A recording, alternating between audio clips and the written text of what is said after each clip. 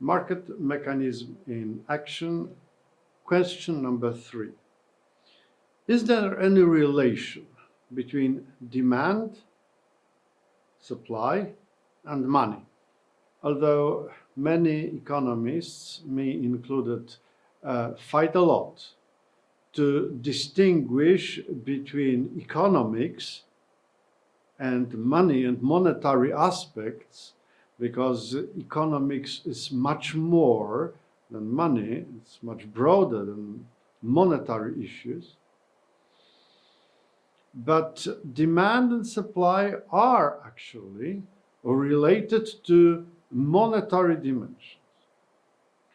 And for us to understand what kind of benefits market mechanism brings to the society, it is necessary to understand. So let's have a look at demand from a kind of alternative point of view. Look at the graph. We've got axis like before, with quantity on the horizontal axis and prices on the vertical axis. And if you think of demand, there comes the question, why is it actually downward sloping? Think of those who create demand. Imagine that we have a nice cottage in the village. I want to sell this cottage. It's by the lake near a nice forest, so the location is good. And the question is, how many people are actually interested in buying this cottage from us, and how much they would pay? And it's kind of obvious that different people would be willing to pay us different money for this cottage. Oh, obviously, everyone would like to pay as little as possible, but frankly speaking, they all have different possibilities and different willingness to pay. Some would offer more, some would be able to offer more, whereas some others would be able to offer less. Why is that so? The most obvious element that comes to our mind is usually income, right? So there are people with high income, and if you earn a lot of money every month, then probably you can spend quite a lot of money on this kind of cottage. So we could say, well, if someone is rich, he or she may offer quite a lot of money. Another thing could be, for instance, preferences. Like, would you like to live in such a cottage? Do you find city center very attractive, or perhaps you would prefer living somewhere more quiet? The proximity of the lake, for instance, is important if you like going fishing, if you like swimming in the lake. Then this kind of cottage is more attractive to you. If you don't like that, that's not so attractive. Then, for instance, we've got the forest that is also quite close to our cottage, and if you like picking mushrooms, then it is more attractive. If you are afraid of forest and you think you could easily get lost in this forest, then this is not an attractive option to you. So we can imagine people, different people having different willingness to pay. And in the whole market, we can easily find somebody who would pay quite a lot, but there is just one person that would pay that much. The next person finds it not so attractive. And the next person would value our cottage less and less and less. And we can see more and more people could be willing to buy our cottage, but they are not so enthusiastic about it in terms of money. So the 8th person would offer that much, the 9th person would offer that much, the 10th person would offer that much. How many people would like to buy our cottage? 10. Or actually 11, but the 11th one is the person who says, well, if you give it to me for free, I would accept it. So this is usually not the person that we are very much interested in, right? We see in this graph demand as marginal willingness to pay. Willingness to pay translates itself. It speaks for itself. What is marginal here? Well, this is willingness to pay for 1 unit more. Okay? So if there is only 1 unit available, like the cottage that I mentioned, well, we would do best if we sell it at the highest possible price, I mean, to the first person here, right? The one that offers us the biggest price. If we have 3 such cottages, then we can sell them to 3 people at this price here, right? So that is what it looks like. Money. Have a look.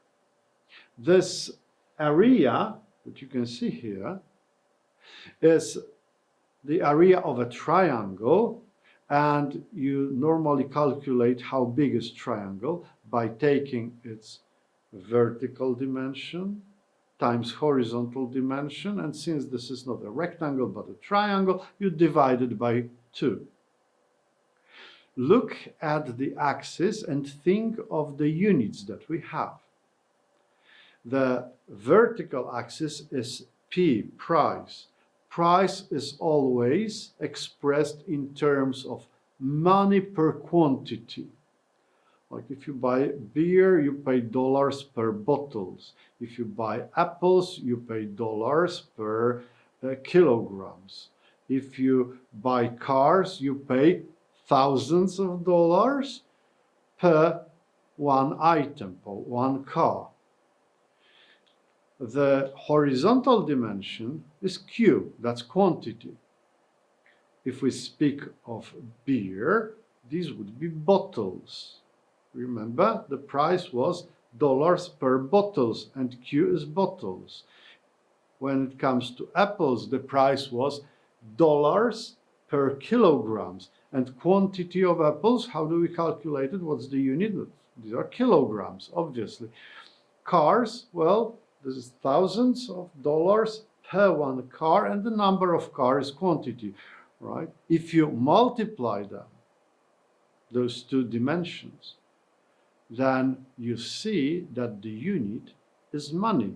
Dollars in my case, because my prices were in dollars, but actually if you apply it to the European context, that's euro, because European prices are in euro, or Chinese prices are in yuans, or Polish prices are in Polish zloty, whatever.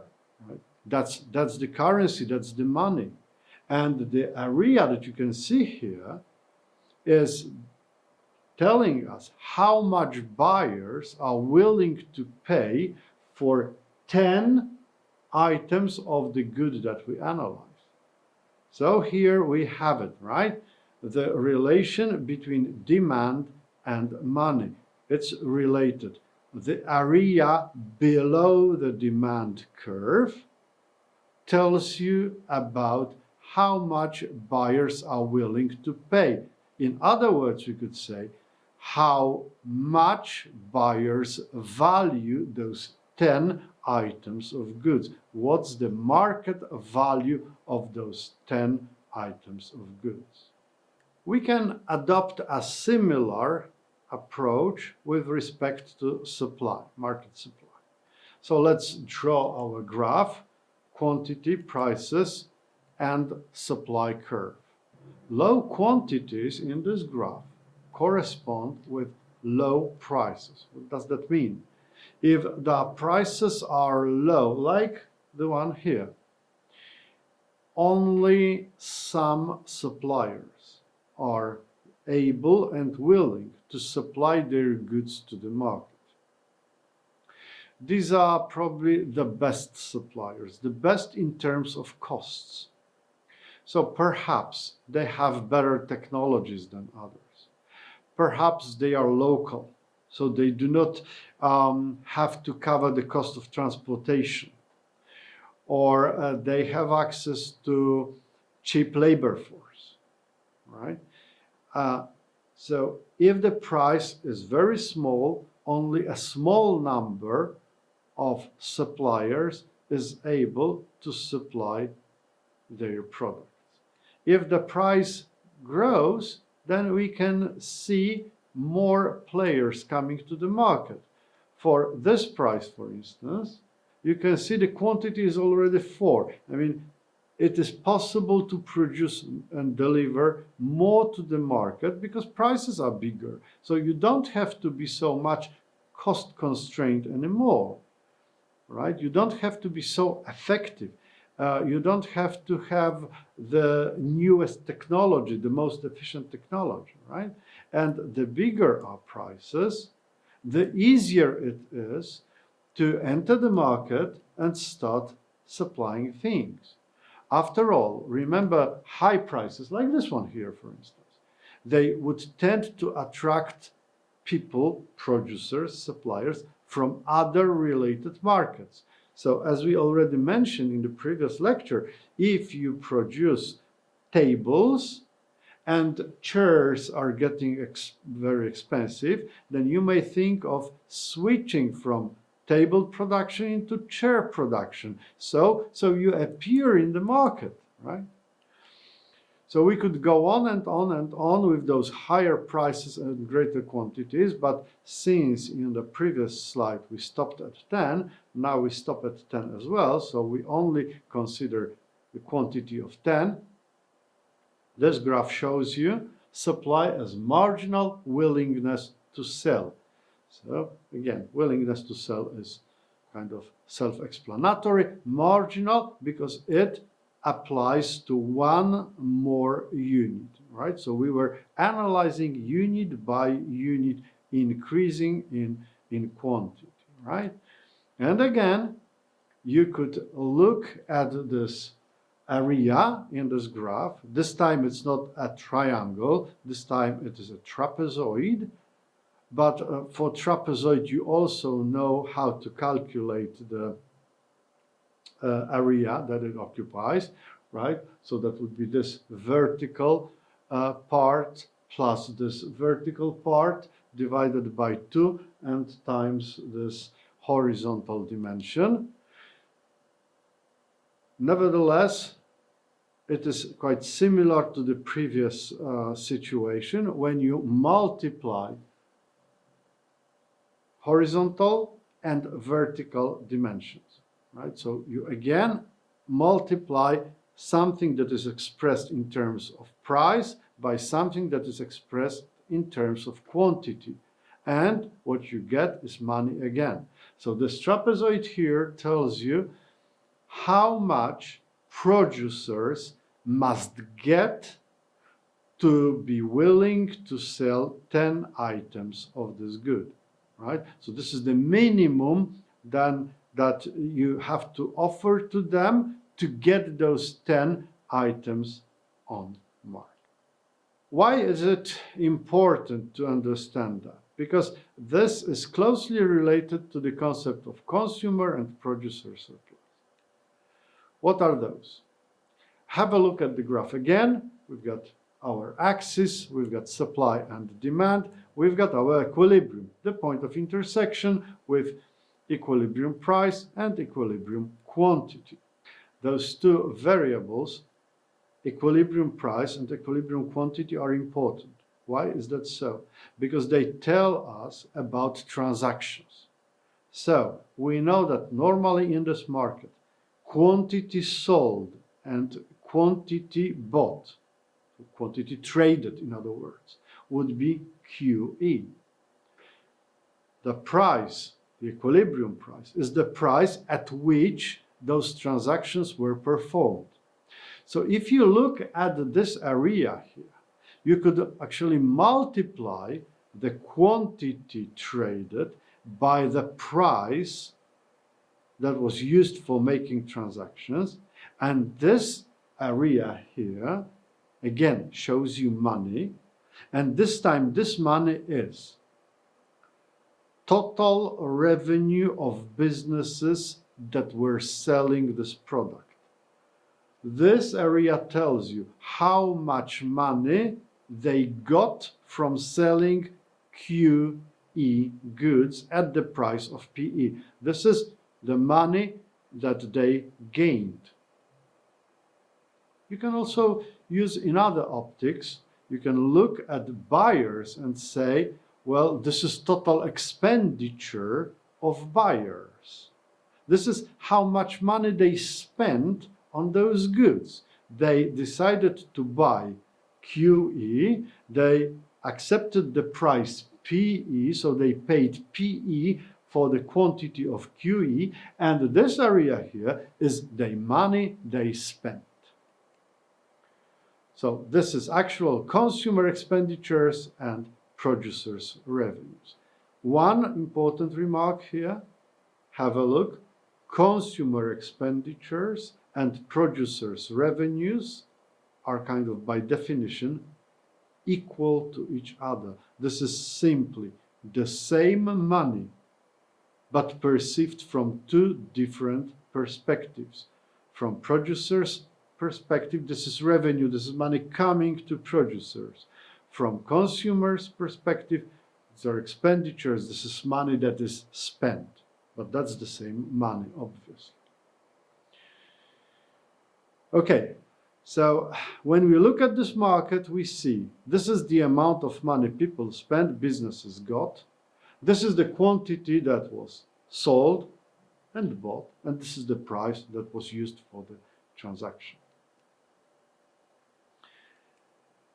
Let's think about this quantity of goods from the consumer perspective, and let's try to answer the question, how much people were willing to pay for this quantity of goods.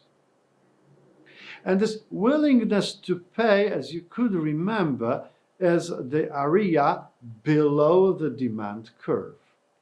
So you can see it here in this form of this trapezoid.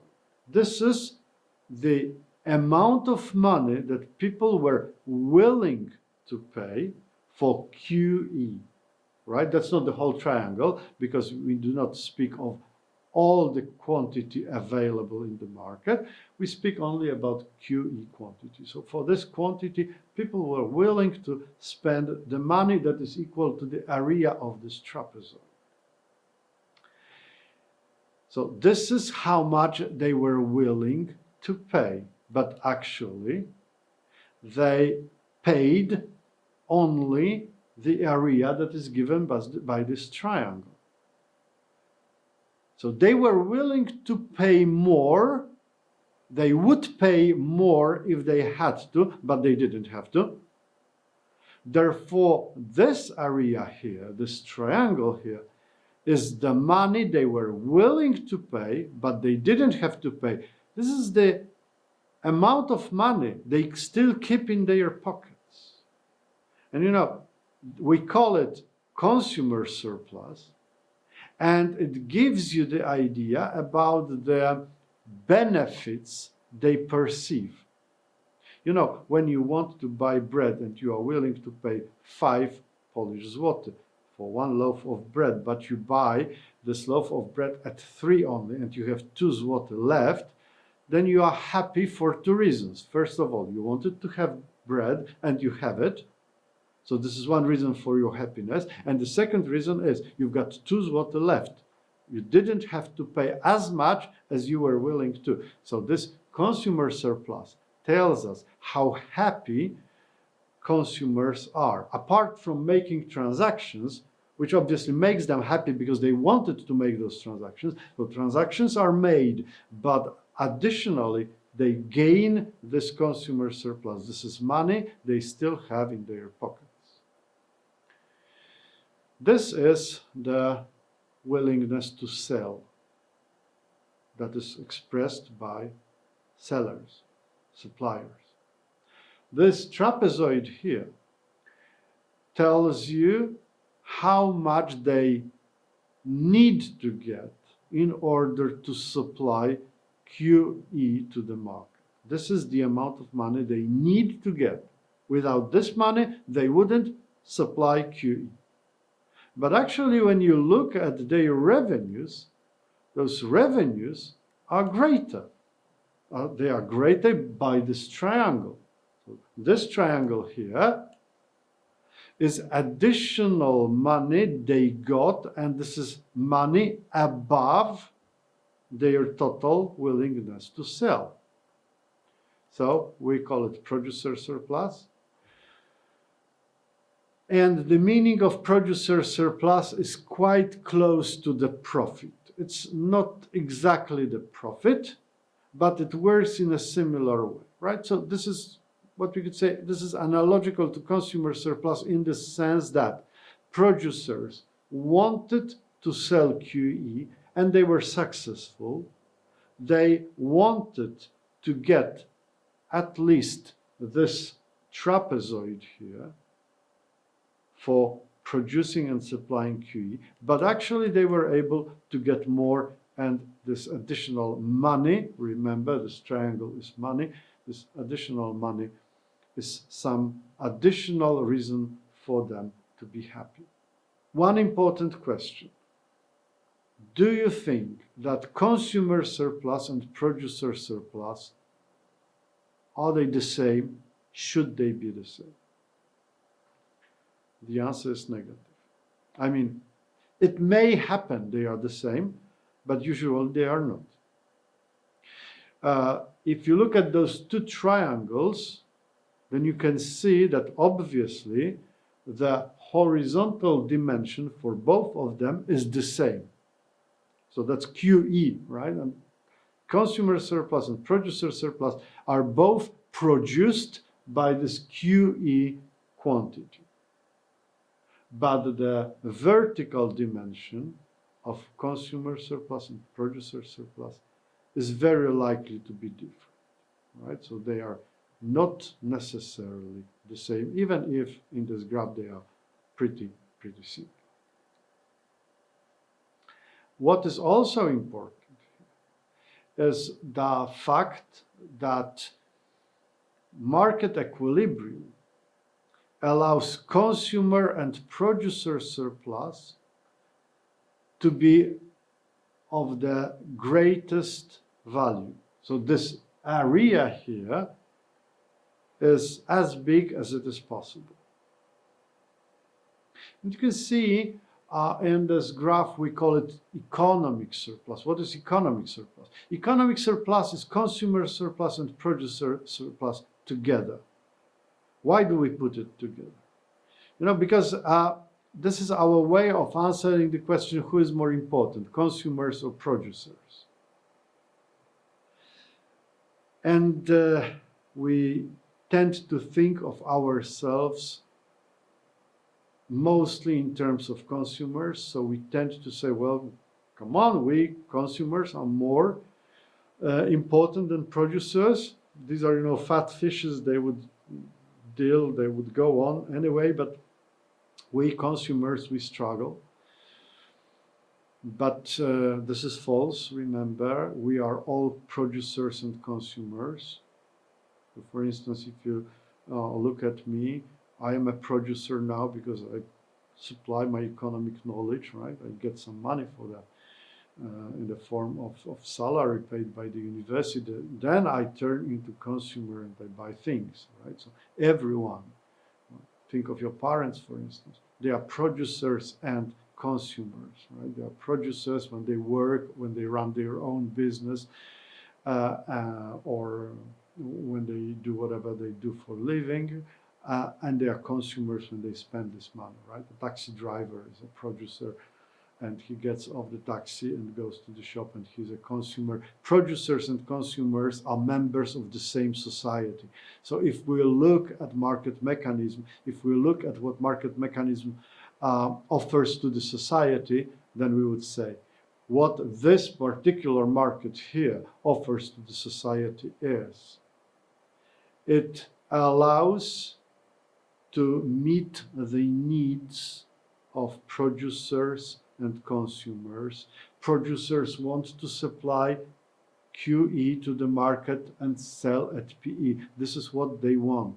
Consumers want to buy. They want to buy QE at the price of PE. So if market allows them to do that, producers and consumers, then market makes them happy. This is the first benefit of the market, right? Consumers are happy because they buy what they wanted to buy. Producers are happy because they produced and sold what they wanted to produce.